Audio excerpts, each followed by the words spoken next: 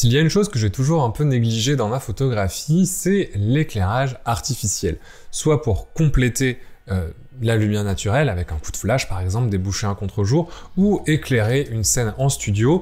C'est pas quelque chose que j'ai beaucoup exploré et c'est peut-être un manque dans ma photographie. Malgré tout, avec la chaîne YouTube, j'ai bien été obligé de m'intéresser à l'éclairage de vidéos, puisque c'est impossible de juste compter uniquement sur la lumière naturelle, et au fur et à mesure du temps, j'ai pu apprendre différentes techniques d'éclairage et différents types de lumière. Ça explique aussi que dans ma photographie, j'ai plus de mal à travailler avec des flashs, parce que je trouve que c'est beaucoup plus difficile de voir le résultat, puisqu'on doit prévisualiser le résultat dans sa tête, c'est plus compliqué de se rendre compte de ce que va donner la photo après le coup de flash, alors qu'avec un éclairage continu comme en vidéo, on peut voir les modifications des réglages de notre éclairage en temps réel et c'est quand même bien plus pratique. Mais le gros problème des éclairages continus, c'est que c'est souvent des grosses machines qui fonctionnent uniquement sur secteur et si on veut suffisamment de puissance pour travailler en photographie, on est obligé de trimballer des grosses lampes,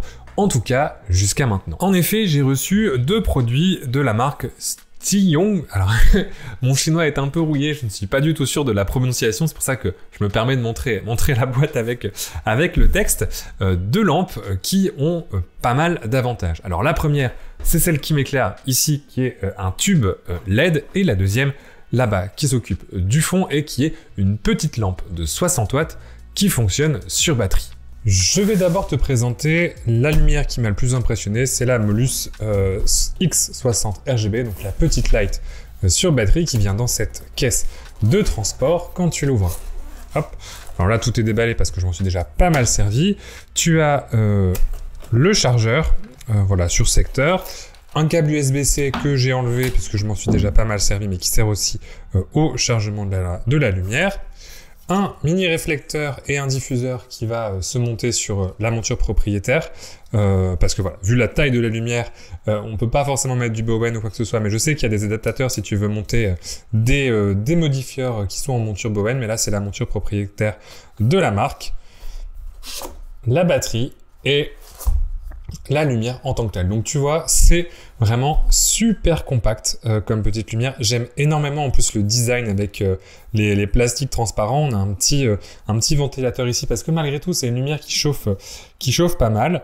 Les contrôles sont hyper fiables. Il y a un bouton ici pour allumer et puis 2 contrôles ici pour voir les modes. Un qui est souple et l'autre qui cliquette un petit peu.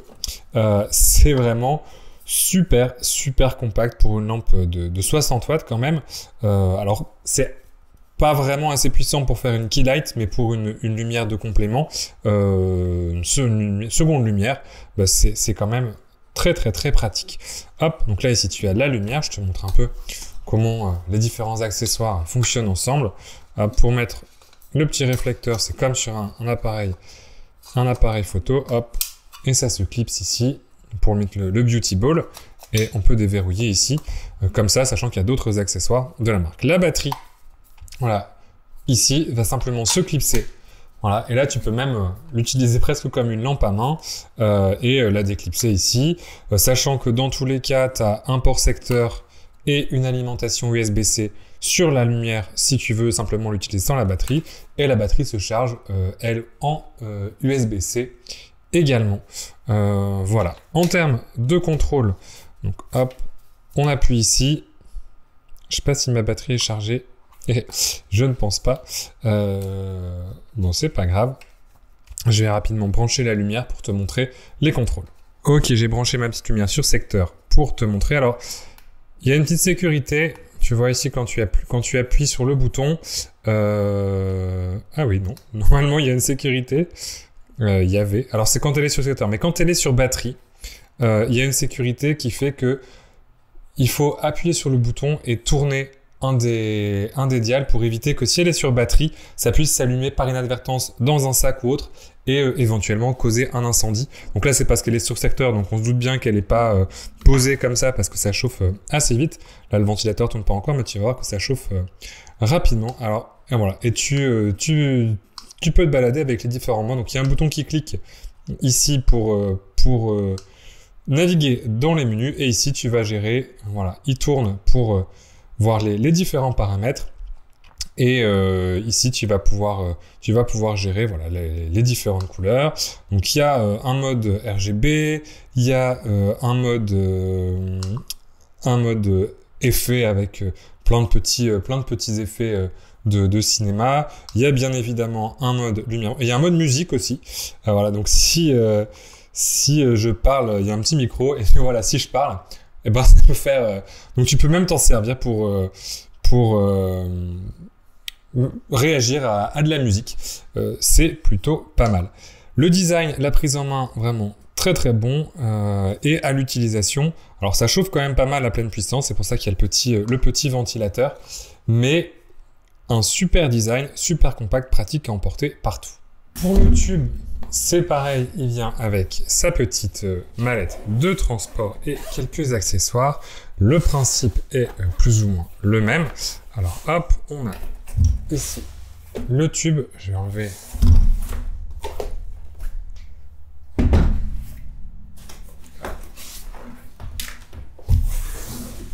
on va mettre ça de côté. Donc on a ici le petit tube qui vient avec des barres d'or, donc pour vraiment contrôler la lumière. Bien sûr, on peut l'enlever, tout à fait. Donc pour ça, il suffit, si je me rappelle, de faire glisser. Là, ça se déclipse assez facilement. Hop, voilà, pour extraire juste le tube si t'as pas besoin de ça. Il y a également un petit diffuseur à mettre par-dessus. Voilà, un petit sac si tu veux rajouter de la diffusion que tu peux venir glisser par-dessus. Et puis c'est pareil, c'est un tube qui est assez classique. On retrouve l'alimentation type C USB et l'alimentation secteur. Et pareil, il y a une batterie à l'intérieur, plein de petits ventilateurs parce que pareil, ça devient vite assez chaud et c'est un tube de 100 watts. Pareil, là je vais pouvoir te montrer la petite feature de sécurité. Tu vois, quand je l'allume, si j'appuie simplement sur le bouton, alors c'est parce que j'ai fait le réflexe, on va l'éteindre, mais si j'appuie simplement longtemps sur le bouton, hop, il me dit une presse et après un appui long. Donc je dois faire 2 manipulations. Ça évite de la même manière que s'il y a quelque chose qui vient appuyer en continu dans ton sac, ça s'allume et que ça puisse créer un incendie. Donc là, je dois appuyer une fois et appuyer longtemps pour lancer le tube. Sinon, bah, effectivement, ça peut être un danger. Le système après fonctionne de la même manière. On va ajuster la puissance ici et sélectionner les réglages avec... hop, je vais même l'éteindre parce que là, c'est en train de... Hop, sélectionner les différents réglages avec l'autre. Et ce bouton-là, pour changer de mode, on retrouve plus ou moins les mêmes modes. C'est le même contrôleur, les mêmes modes que sur l'autre, avec voilà des petits effets qu'on peut mettre un petit peu partout pour voilà ton petit setup de streaming Twitch. Voilà. Bref, ça faisait longtemps que je voulais tester ce type d'éclairage et pareil, rien à redire en termes de qualité. Ça a l'air bien solide. Le fonctionnement sur batterie, c'est quand même très pratique si tu fais partie des gens qui ont besoin de bouger avec leurs éclairages. Pareil, socket trépied de chaque côté pour le monter. Il y avait la même chose sur la lampe aussi, je ne l'ai pas précisé. Sur la Molus, c'est aussi des sockets trépieds. Donc, c'est pas des pieds de lumière, c'est des sockets trépieds photo. Voilà, pour la présentation des deux lights. On va voir maintenant comment ça se comporte sur le terrain. Au-delà de leur utilisation dans ce nouveau setup d'éclairage en vidéo, je les ai aussi utilisés pour faire une petite session d'autoportrait et justement travailler en lumière continue, travailler mes faiblesses. L'autoportrait, c'est très loin d'être quelque chose que je maîtrise et la gestion d'éclairage façon studio, voilà, bicolore, etc. c'est également une de mes faiblesses. J'ai profité du mois d'août et du fait qu'il n'y ait personne dans la grande salle du tiers-lieu où je loue la chambre noire pour me faire une petite session d'autoportrait en utilisant ces lumières et mon tout nouveau GFX 100S de Fujifilm. J'ai placé la lumière sur mon trépied. Alors c'est un socket trépied photo, c'est pas un socket light, mais pour ce petit modèle compact, là j'ai la batterie qui est accrochée, que je peux simplement enlever si j'avais besoin de la mettre sur secteur. Hop. Voilà, comme ça fait une lumière encore plus compacte. Mais là, j'utilise le pack de batterie pour justement pouvoir la déplacer un petit peu partout où je veux dans la pièce. Hop, ça se clipse. Et je suis prêt à y aller. Voilà, j'ai fait les premiers tests. Je vais tester ce que ça donne. On a un petit diffuseur aussi. Donc, je vais tester de le mettre dessus. Là, je suis juste en lumière blanche à 60%. Je vais mettre un petit peu moins, 50. Je vais venir un tout petit peu la LED. On va voir ce que ça donne avec le diffuseur.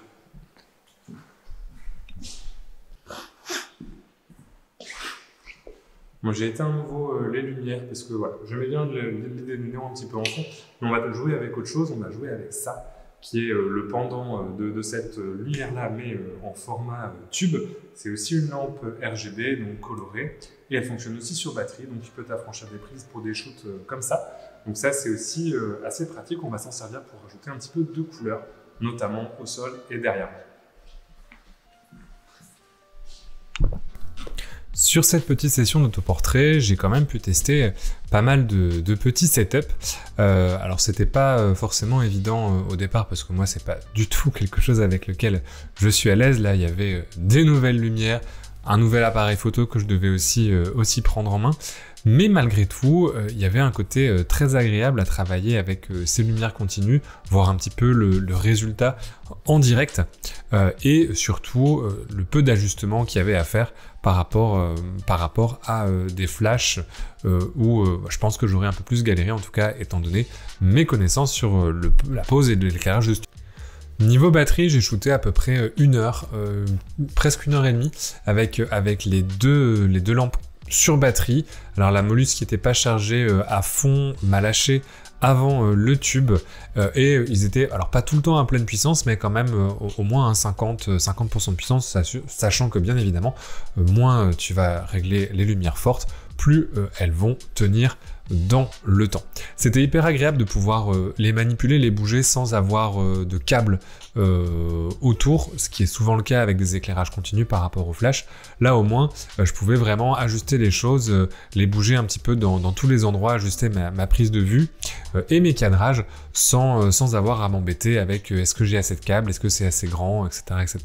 Le RGB permet aussi de faire pas mal d'effets un peu créatifs et puis d'essayer un petit peu différentes couleurs, différentes combinaisons et ça c'est aussi hyper intéressant à voir, ce qu'on n'a pas forcément avec des flashs si on veut pas s'emmerder avec des gels, des machins, des trucs comme ça, des modifieurs. Là c'est vrai que c'était voilà, on pouvait faire des choses avec les couleurs plus facilement en jouant directement sur les modes de couleurs des différentes lumières. Alors, en termes d'autoportrait, j'ai testé un petit peu des choses différentes, j'ai testé différentes poses. Moi, je suis pas tellement à l'aise, mais c'est vrai que travailler sur la lumière, ça permettait aussi d'avoir moins à faire en termes d'expression, de jeu d'acteur, ce qui est clairement pas mon point fort, et de travailler plus sur la gestion de la lumière, sur comment ça allait rendre, les jeux de couleurs lumineux et la position de chacune des lumières. J'ai appris beaucoup de choses en travaillant aussi en lumière continue et je pense que ça peut être un bon apprentissage avant même de passer sur des flashs, justement parce que tu vois directement la lumière. Alors moi j'étais en autoportrait donc ça aurait été peut-être plus facile avec un ou une modèle sur du portrait parce que voilà, j'aurais pu vraiment ajuster par rapport à la pose de la personne que je photographiais, à ses expressions et à ce que je voulais. Malgré tout, c'était une chouette expérience à réaliser et vraiment très content du résultat des images. Et les résultats, parlons-en. Alors c'était la première fois que j'utilisais mon appareil photo Fuji GFX et je suis très content du résultat. Mais je trouve que voilà, les lumières ont également plutôt bien rendu. J'en suis vraiment satisfait. Je trouve que ça a vraiment créé une ambiance un peu studio dans cet espace vide et permis d'isoler un petit peu les choses. Et clairement, ça fait partie des meilleurs autoportraits que j'ai jamais réalisés à mon tout petit niveau d'autoportrait. Voilà, donc en tout cas, je suis assez content et le rendu des lumières dans les photos m'a vraiment convaincu. Le bilan de ces sessions d'autoportrait, de ce test un petit peu des lumières que j'ai quand même pu pas mal tester, même sur les dernières vidéos sur différents setups d'éclairage, c'est que ça a vraiment changé le monde de la lumière continue, de pouvoir avoir des choses comme ça qui sont beaucoup plus compactes, qui prennent quand même encore un petit peu plus de place qu'un flash, mais sur la 60 watts finalement pas énorme. Alors ça reste moins puissant qu'un éclairage flash, le rapport compacité-puissance est quand même encore à l'avantage des lumières flash. Cependant, si tu veux absolument travailler en lumière continue ou si tu veux vraiment un éclairage d'appoint, tu peux facilement... Voilà, ça c'est le problème.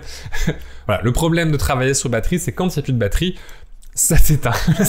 Là, on vient directement à l'avantage illustré en vidéo. Bon, c'est pas trop grave, on est sur la fin. L'autre est sur secteur, donc elle devrait pas nous lâcher. C'est la première vidéo que je tourne en retraite aux vacances, donc j'ai pas chargé du tout la lampe depuis que je l'ai eu, donc c'est un peu normal qu'elle tombe en rade. Bref, voilà, c'est vraiment la compacité, ça se glisse facilement dans un sac photo.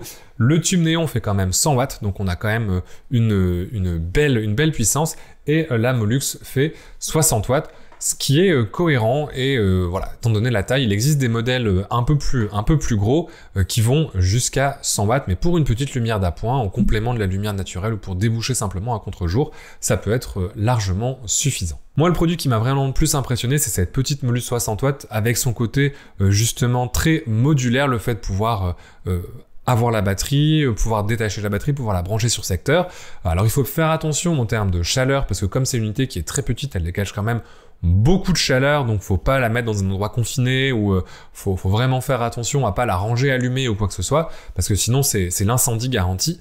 Mais voilà, mais en tout cas, par rapport même à ma grosse lampe de tournage ici, j'étais impressionné de la compacité et de l'ingéniosité du produit avec cette batterie amovible.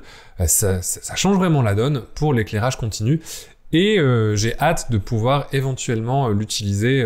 C'est un produit que je me verrais bien presque glisser dans un sac de mariage pour éclairer une pièce un petit peu sombre, ajouter un complément d'éclairage. J'ai pas eu l'occasion de le faire encore cette année puisque le sac était encore trop chargé. Il faut que j'allège un petit peu de matériel avant de le prendre, notamment quand je voyage en train.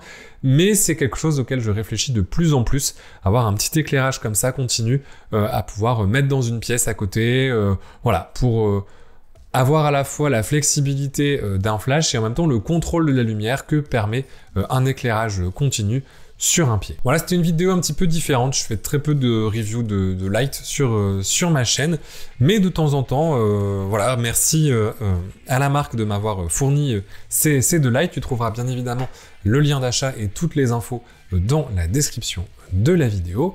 Et moi, je te dis à la prochaine, et d'ici là, bonne photo ou bonne vidéo.